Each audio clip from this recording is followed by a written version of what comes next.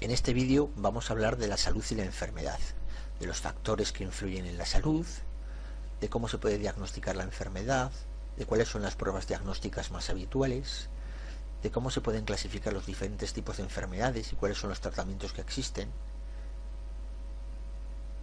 La definición que da la Organización Mundial de la Salud sobre el concepto de salud es el estado de completo bienestar físico, mental y social.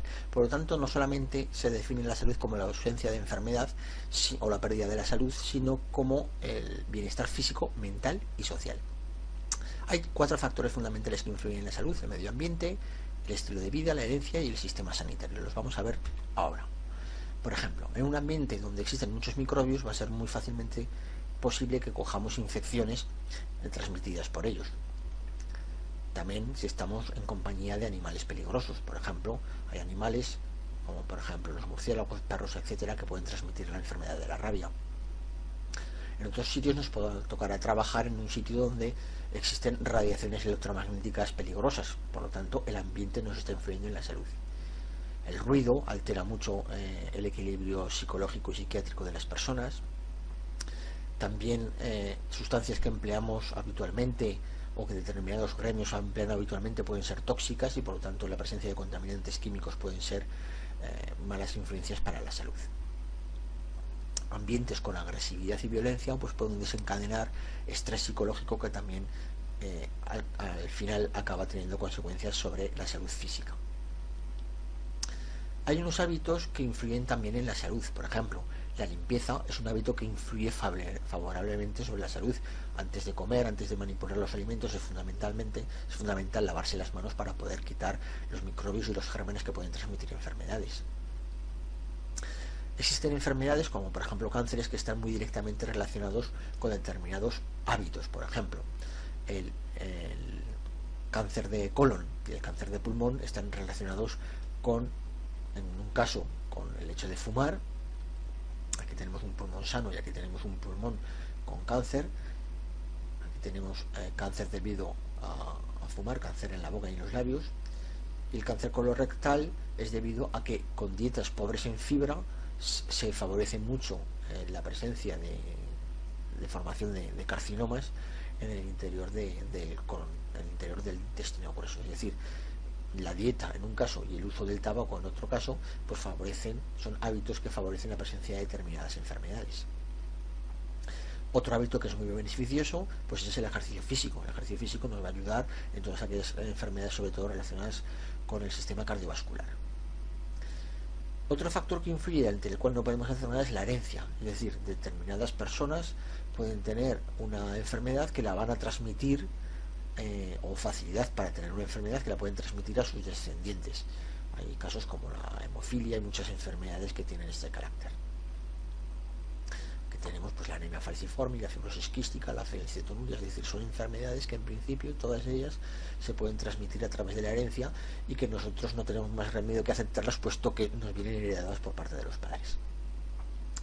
Y el último factor que influye es el sistema sanitario. Si nosotros tenemos un sistema sanitario con una gratuidad buena, con un sistema sanitario público que permite acceder a los medios más modernos con facilidad, pues entonces tendremos un sistema sanitario que podrá dar respuesta a aquellas enfermedades que tengamos. No en todas las partes existe el mismo sistema sanitario.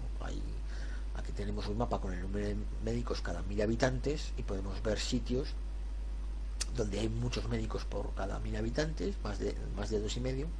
Hay sitios donde tenemos muy pocos y por lo tanto no va a ser la misma cantidad, digamos, la misma probabilidad de cura en aquellos sitios donde existe un número adecuado de médicos que en aquellos en los cuales prácticamente, como vemos aquí, hay un médico para cada 2000 habitantes. No es lo mismo un hospital de un lugar occidental más o menos desarrollado, de un país desarrollado, que en otros países donde esto sería una ambulancia, ¿no? En el sistema sanitario no solamente influye la calidad del mismo, sino también la gratuidad del mismo. Es decir, en Estados Unidos tiene un sistema sanitario bueno en cuanto a las capacidades que tiene, pero solamente para aquellos que sean capaces de pagárselo. Es decir, una operación de apendicitis puede costar $40.000 y por lo tanto solamente muy pocas personas que tengan capacidad para pagarse un seguro médico o para pagarse la operación de apendicitis van a poder curarse de ella.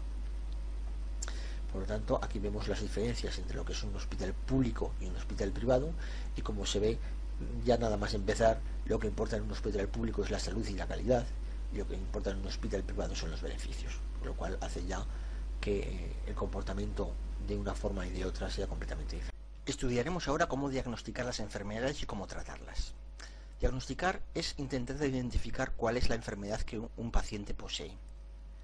Trataremos de saber si es un SIDA, un infarto, cálculos biliares, es decir, determinar el carácter de la enfermedad. Eso es diagnosticar una enfermedad. Para diagnosticar una enfermedad se emplean el estudio de los síntomas, los signos, que los signos pueden ser mediante la observación directa o bien mediante pruebas diagnósticas. Estudiaremos ahora qué es cada una de estas cosas. Los síntomas son aquellos hechos que el enfermo nota y que no pueden ser observables por parte de otras personas. Por ejemplo, dolor, malestar, cansancio, picor. Todos estos hechos, el picor no se puede medir ni se puede observar por parte del médico, ni el dolor de cabeza, ni un dolor de pecho, ni un cansancio. Todas estas cosas son hechos que el paciente describe acerca de las sensaciones que él tiene, que no pueden ser estudiadas por el médico de forma directa y que por lo tanto reciben el nombre de síntomas. Otra cosa son los signos. Los signos, a diferencia de los síntomas, sí que pueden ser observables o medibles de alguna forma. Es decir, por ejemplo, el hipertiroidismo se nota un abultamiento de la glándula tiroides. La fiebre la puedo medir con un termómetro fácilmente. Los dedos azules son signos de congelación. La aparición de manchas blancas en los labios puede ser signo de que ha aparecido un hongo, una infección por hongos, que es la candidiasis. La falta de vitaminas puede originar manchas en la piel que se denominan pelagra. Es decir, estas cosas que sí que pueden ser observadas por otras personas, en concreto también por el médico, se denominan signos. Y luego tenemos unas pruebas diagnósticas que no es más que el observar unos determinados signos que no son directamente observables y que hay que aplicar técnicas que bien sean de laboratorios, bien sean de imagen, bien sean por endoscopia o bien por biopsia. Ahora vamos a estudiar cada una de estas 4 grandes grupos de tipos de pruebas diagnósticas. Un laboratorio clínico es donde se realizan análisis de determinados fluidos corporales o de determinadas sustancias que produce el cuerpo y que nos van a indicar el estado de salud de enfermedad de un individuo. Normalmente los análisis más comunes son los análisis de sangre y los análisis de orina, aunque también hay que decir que se pueden hacer análisis de muchísimas más cosas. Por ejemplo, aquí tenemos análisis de heces, es decir, de defecaciones, y análisis de esputos, de lo que sale al toser por parte de una persona que está enferma. Luego tenemos todo el gran grupo de mecanismos de diagnosis a través de la imagen, de obtener imágenes del interior del cuerpo que no se pueden observar directamente. El más común y el más antiguo quizás es la radiografía. La radiografía, el paciente es sometido a un aparato que emite rayos X, lo cual lo que hace es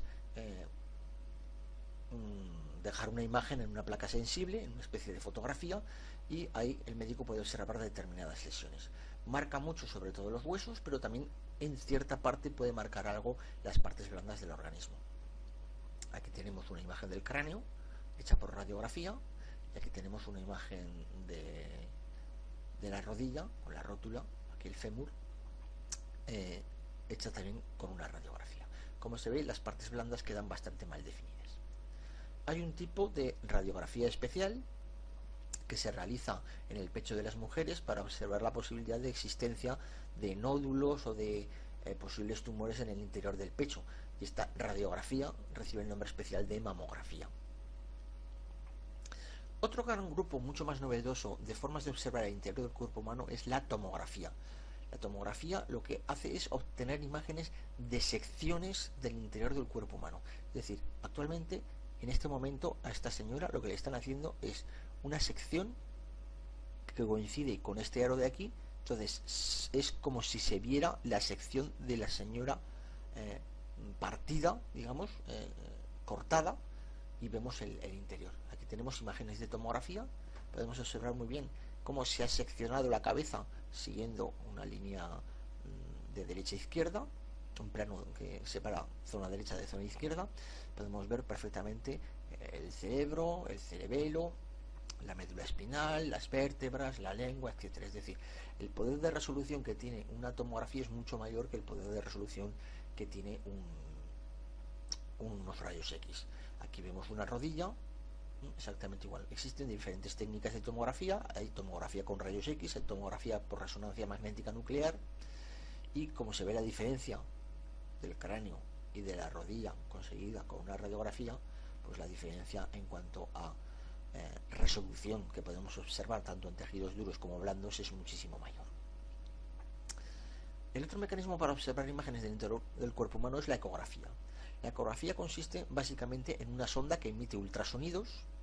Los ultrasonidos son un sonido de muy alta frecuencia que nosotros no podemos oír, aunque hay algunos animales, como por ejemplo los murciélagos, que sí que pueden oír, que se emiten hacia el interior del cuerpo, rebotan en las diferentes zonas del cuerpo, y este rebote vuelve otra vez a la sonda, y según cómo y de qué manera y en qué tiempo ha rebotado estas ondas, se puede crear una imagen que se analiza en un monitor. Es el mismo fundamento que tiene una ecosonda marina, es decir, los barcos utilizan un procedimiento similar donde emiten un sonido que se refleja en el fondo y que vuelve otra vez a la sonda. Dependiendo de cómo, de qué manera, etcétera, se puede llegar a hacer un dibujo del fondo e incluso dibujar las zonas donde aparecen bancos de peces, etcétera. Esto, por ejemplo, es el aparato, la ecosonda, que puede llevar un barco encima de él. La ecografía se emplea sobre todo mucho para usos ginecológicos y obstetricios, para poder observar cómo está el feto en el interior del cuerpo de la madre. Existe ya incluso ecografía en 3 dimensiones, pero no por ello tenemos que decir que solamente se utiliza para esto. Tiene muchas más aplicaciones en otros campos, no solamente en el campo ginecológico. Otro gran grupo de mecanismos para observar el interior del cuerpo humano es la endoscopia. La endoscopia consiste en introducir un tubo que contiene fibra óptica, que contiene una serie de elementos que permiten obtener imágenes del interior del cuerpo humano, introduciendo este tubo por algún orificio natural, pues la boca, el ano, los uréteres, la nariz, etcétera, o bien por algún orificio que se ha practicado ex proceso para poder realizar la exploración. Aquí tenemos una endoscopia alta, donde el aparato de endoscopia se ha introducido a través de la boca y estamos viendo los pliegues del estómago. Aquí tenemos una endoscopia baja, donde lo que se hace es introducir por el ano el cable de endoscopia, y entonces lo que vamos a observar va a ser sobre todo la parte de intestino grueso, fundamentalmente el intestino grueso. Aquí vemos, por ejemplo, un aspecto del colon, que es una parte del intestino grueso. También se puede introducir por vía respiratoria, y entonces se ve el tracto respiratorio, los tubos de la respiración. Aquí estamos viendo la laringe con las cuerdas vocales, que son estas, y aquí al final los anillos cartilaginosos propios de la tráquea. Y también se puede utilizar, por ejemplo, por vía urinaria. Aquí se está metiendo el aparato por la uretra, por el interior del pene en este caso, porque es un hombre, y se emplea pues para poder analizar tanto el aspecto del uréter, como tenemos aquí, como el aspecto de la próstata, de la vejiga urinaria, etcétera. Y el último gran mecanismo que existe para el diagnóstico es la biopsia. La biopsia consiste en la extracción de un tejido para ser observado al microscopio y para entonces determinar el carácter de la enfermedad. Aquí tenemos, por ejemplo, un pedazo de piel. Este pedazo de piel es sacado mediante una pequeña intervención quirúrgica, y este pedazo de piel se estudia al microscopio, y según el aspecto que tenga la piel, pues podemos deducir algún tipo de enfermedad o no. Existen diversos tipos o diversas formas de tomar las muestras de la biopsia. Unas veces es por extirpación, en este caso se ve aquí que se ha extirpado un pequeño tumor, y este tumor es el que se va a emplear para analizar al microscopio y saber la característica de la enfermedad.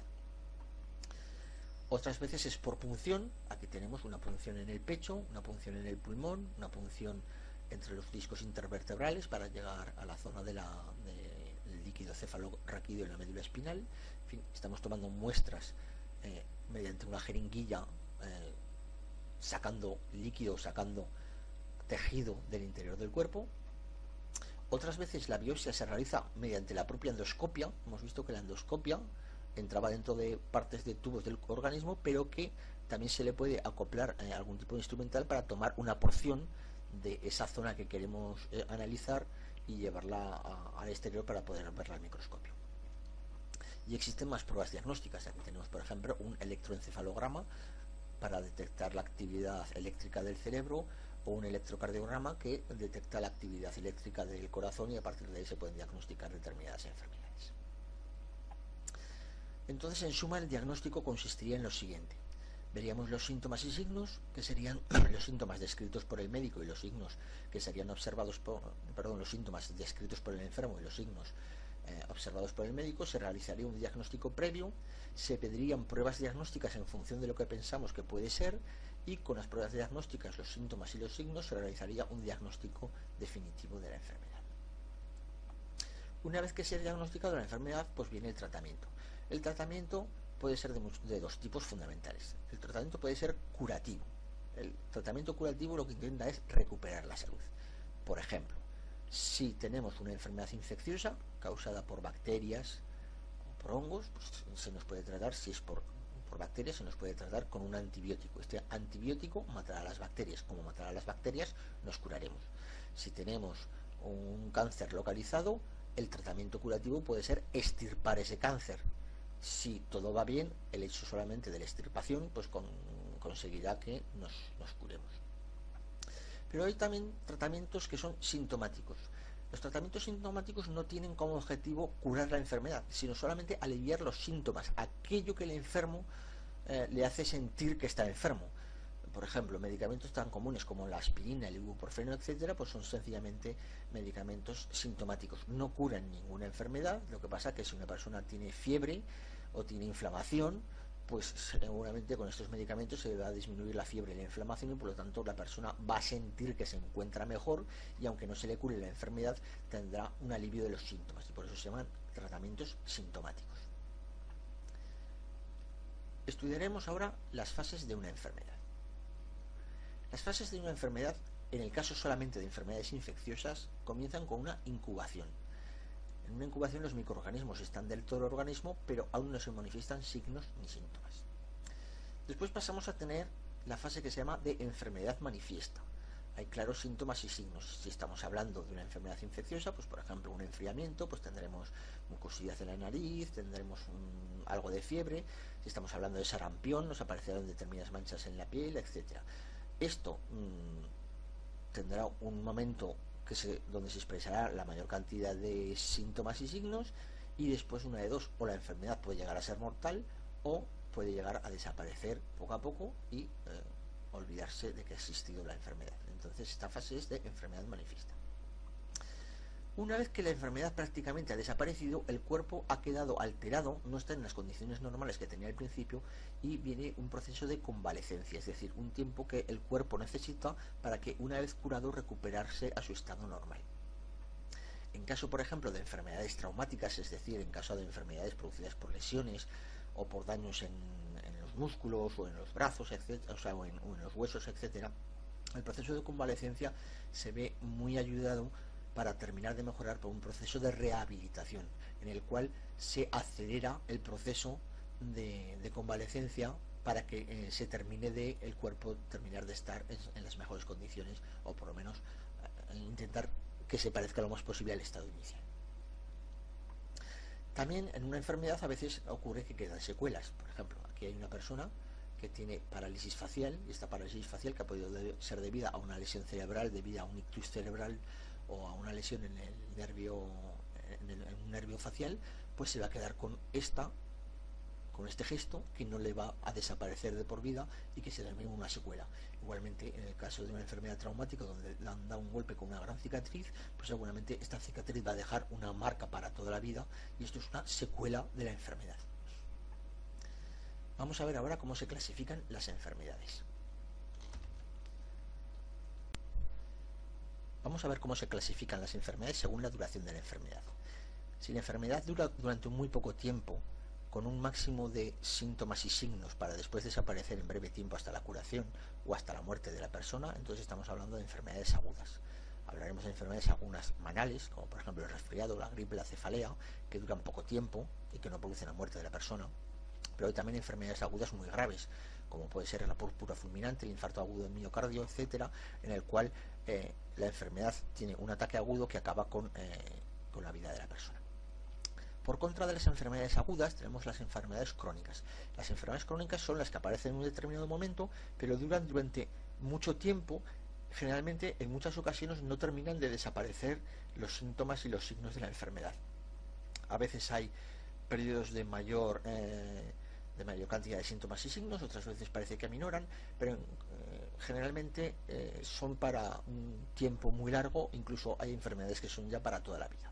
Estamos hablando de enfermedades como puede ser la obesidad, la hipertensión, determinados tipos de cáncer, la diabetes, etcétera, que en principio no tienen una cura y que hay que subsistir con los signos y síntomas de la enfermedad durante la mayor parte de la vida. También se pueden clasificar las enfermedades según la cantidad de personas afectadas en una población. Por ejemplo, la gripe, cuyos síntomas vemos aquí, generalmente casi todos los años afecta a muchas personas de una población. Cuando afecta a muchas personas dentro de una población se dice que la enfermedad es epidémica o que se trata de una epidemia. Sin embargo, hay algunas enfermedades, como por ejemplo la enfermedad celíaca. Aquí vemos a un niño celíaco que tiene un problema de mala absorción de los alimentos debido al gluten, que afectan a muy poca gente. Entonces, cuando afectan a muy poca gente, este niño, en el total de toda esta población, estamos hablando de que son enfermedades esporádicas o enfermedades raras. También se pueden clasificar las enfermedades según las zonas geográficas afectadas. Hay enfermedades que solamente se dan en determinadas zonas del planeta más o menos grande. Sin embargo, hay enfermedades que afectan a la totalidad del planeta. Cuando afectan a la totalidad del planeta se denominan pandémicas, y cuando afectan a algunos países o a algunas zonas solamente del planeta se dice que son endémicas de esos países o de esas zonas del planeta. Vamos a ver algunos ejemplos. Aquí tenemos la enfermedad de Chagas. La enfermedad de Chagas aparece solamente en estos países coloreados de rojo, en algunas zonas, no en todas, y se dice que es endémica de estos países. Aquí tenemos el dengue, que aparece en estos países señalados de verde oscuro. Aquí tenemos la enfermedad de la esquistosomiasis, que se ve diferentes tipos de esquistosomiasis que afectan a diferentes zonas del mundo, pero no afectan a todo el planeta. Es decir, estamos hablando de enfermedades endémicas. Aquí estamos viendo como la zona afectada en África por la fiebre amarilla, y aquí estamos viendo la zona afectada por la fiebre amarilla en Sudamérica. Por lo tanto, no afectan a todo el mundo y por lo tanto se tratan de enfermedades endémicas. Aquí podemos observar como en 1988 prácticamente la poliomielitis era una enfermedad que afectaba casi a todos los países del mundo, casi era una pandemia, no era una pandemia por muy poco, y que actualmente, tras muchos años de vacunaciones y de una acción potente en la lucha contra la enfermedad, solamente hay 4 países en los cuales es endémica la enfermedad. Por lo tanto, hay que tener cuidado de viajar al extranjero, ya que nos podemos encontrar con enfermedades que en nuestro país no existen, pero que son endémicas del país o del lugar al cual vamos a visitar, con lo cual puede ser necesario pues que tengamos una serie de cuidados, como pueden ser vacunas, como pueden ser viajar con mosquiteras para evitar la picadura de determinados insectos que transmiten enfermedades, etcétera. Por contra, aquí tenemos una enfermedad que es pandémica. Tenemos el SIDA. El SIDA es una enfermedad que está en todas las zonas pobladas del planeta y por lo tanto precisamente por eso recibe el nombre de pandemia. No afecta en todas las zonas por igual. Hay zonas más afectadas, como por ejemplo Rusia, Sudáfrica, etcétera, donde está más afectada, y otras zonas donde menos, pero en general todos los países tienen gente enferma de SIDA, con lo cual esto es una pandemia.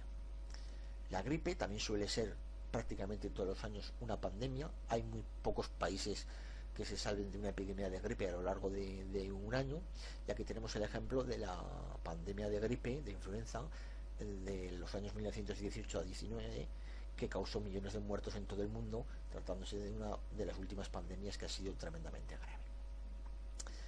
Otra forma de clasificar las enfermedades es según si tienen un origen en microbios o no. Si tienen el origen en microbios que entran en el interior del cuerpo, se dice que se produce una infección y por lo tanto serían enfermedades infecciosas, y luego tenemos un catálogo grande de enfermedades no infecciosas, que son desde las que son propias de cada aparato o sistema, del cáncer, traumatismos, enfermedades metabólicas endocrinas, carenciales y mentales, que vamos a estudiar ahora. Las enfermedades infecciosas se producen porque entran bacterias, hongos, virus o protozoos en el interior del organismo. Estos organismos son microscópicos y al ser microscópicos generan una respuesta de rechazo por parte de todo el sistema inmunitario del cuerpo humano y se produce una infección. Estas infecciones pueden llegar a ser letales, pueden ser incurables, como por ejemplo el caso del SIDA, o pueden ser muy leves, como puede ser una infección que se puede producir en la piel, que con un poco de desinfectante y antibiótico pues puede desaparecer, ¿no? Generalmente las enfermedades infecciosas provocan la movilización del sistema inmunitario del organismo y provocan un aumento de fiebre. Después tenemos dentro de las enfermedades ya no infecciosas, pues las que son propias de cada aparato. Por ejemplo, dentro del aparato circulatorio pues podemos sufrir un infarto de miocardio. Dentro del aparato locomotor podemos sufrir una artritis. Cada aparato tiene enfermedades que son propias. El digestivo pues puede tener una úlcera, el nervioso puede tener un ictus cerebral, es decir, cada aparato tiene sus propias enfermedades. Otra tipología de enfermedades no infecciosas es el cáncer. El cáncer consiste en la creación de unas masas celulares que se desarrollan y se reproducen de una forma anómala, con la desventaja de que estas células pueden viajar a otros sitios del cuerpo, expandirse y generar en otras zonas que en principio estaban sanas también tumores. El cáncer en ocasiones tiene tratamiento adecuado si se diagnostica a tiempo, y en otras ocasiones es mortal. Aquí estamos viendo el aspecto del cáncer del pulmón de una persona sana, y aquí el aspecto del pulmón de una persona fumadora, que se ve lleno de alquitrán y que por lo tanto tiene una probabilidad mucho más grande de desarrollar cáncer. En el caso de las mujeres, pues uno de los cánceres más frecuentes es el cáncer de mama. Las enfermedades traumáticas, es decir, las enfermedades debidas a accidentes, pues son también gran causa de mortalidad y de enfermedad.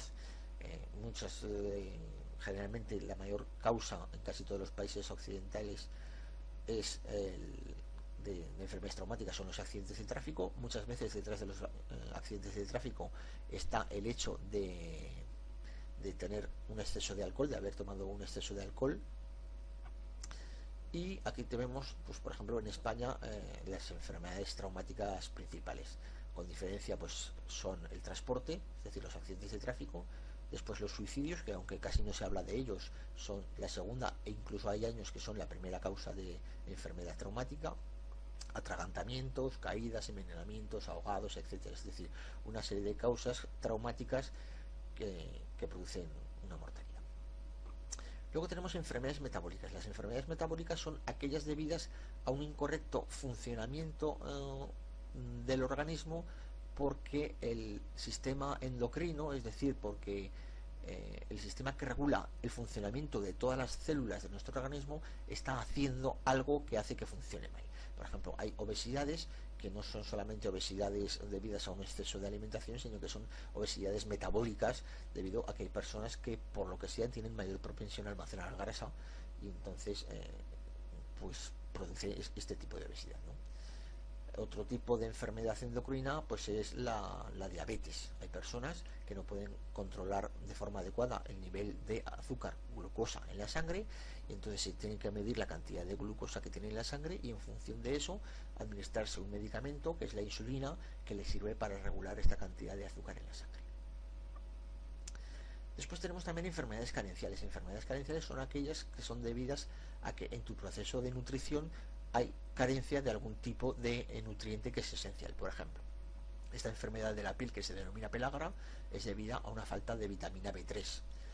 Estos niños que tienen las extremidades de los huesos, o sea, las extremidades inferiores curvadas, es debido a que los huesos no son del todo rígidos, debido a que no han osificado bien debido a la falta de vitamina D. Esta enfermedad se llama raquitismo.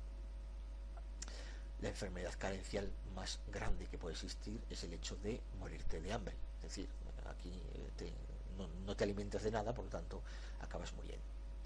Y también hay enfermedades del exceso, es decir, en las sociedades occidentales actuales pues lo que ocurre es que se toman excesos de nutrientes muchas veces con excesos de grasas saturadas y excesos de hidratos de carbono, lo cual conlleva pues a una obesidad. La obesidad te puede llevar a una hipertensión, la hipertensión te puede llevar a la formación de placas de ateroma, la formación de placas de ateroma te puede llevar a infartos de miocardio, a infartos cerebrales, etcétera. Es decir, hay enfermedades tanto del exceso como enfermedades de la falta absoluta de nutrientes. Lo que pasa es que esta generalmente te lleva a la muerte en muy poco tiempo y esta te lleva a la muerte mucho más lentamente. Y por último está el gran grupo de las enfermedades mentales. Las enfermedades mentales son debidas a que hay un órgano, que es el cerebro, que igual que falla un corazón, igual que falla un brazo, igual que falla un ojo, pues hay un órgano que es el cerebro que puede fallar, que tiene su funcionamiento desequilibrado y que por lo tanto se manifiesta, precisamente por ser el cerebro, se manifiesta en comportamientos extraños y en actitudes extrañas de las personas, que es la forma de reflejarse este tipo de mal funcionamiento del cerebro. Podemos tener desde enfermedades teóricamente bastante leves, como puede ser una depresión leve, a enfermedades más graves como depresiones graves o como esquizofrenias o como brotes psicóticos, etcétera, que son realmente bastante peligrosos, no solamente para la persona que los tiene, sino también para la sociedad que le toca vivir con esta persona. Existen medicamentos para los cuales existen bastante en los que algunas enfermedades son bastante efectivos, mientras que existen medicamentos para algunas enfermedades para las cuales no hay prácticamente medicamento que todavía se haya descubierto que funcione, ¿no?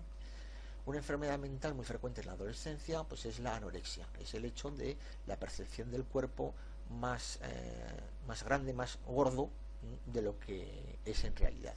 Entonces estas personas se obligan a no comer, se obligan a no alimentarse, a vomitar incluso, a hacer trucos extraños para intentar perder peso a toda costa, y esto no es más que un desequilibrio mental, es decir, es un problema de que algo en el cerebro está funcionando mal. No es un problema del aparato digestivo. El aparato digestivo de estas personas funciona perfectamente, hacen la digestión perfectamente, hacen la absorción de nutrientes perfectamente. El único problema es que su mente rechaza la comida con el fin de no verse como aparentemente creen que se ven, que es una visión deformada de su propia persona. Pues esto es todo, muchas gracias.